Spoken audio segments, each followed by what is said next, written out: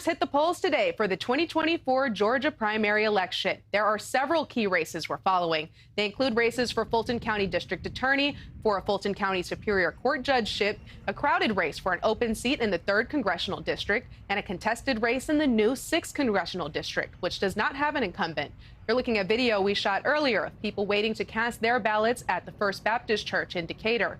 Fulton County DA Fonnie Willis is trying to beat back a challenger. Judge Scott McAfee, who's overseeing the county's Trump RICO case, is also trying to keep his seat. 5 Republicans are vying for the nomination in the 3rd District, which includes the southern Atlanta suburbs, and 2 Democratic lawmakers are facing off in the newly redrawn 6th District on the west side of Atlanta. Election officials were keeping a close eye on turnout and on any potential issues today. Voters told Atlanta Now News reporter Valencia Jones what brought them to the polls.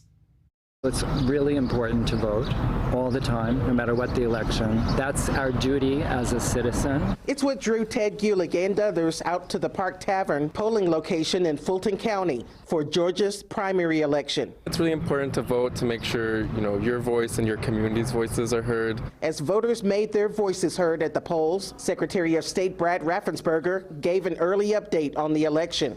The voting turnout that we've seen so far is a little bit stronger than the presidential primary. He acknowledged an issue with the post office returning some absentee ballots to voters and urged them to vote in person.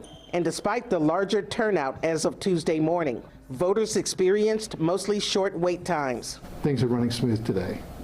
What we're seeing right now is a wait time, for those lines are right now under 2 minutes. Voters I spoke with here at Park Tavern are thankful for the short wait times, but they say they're looking forward to some speedy changes at every level of government.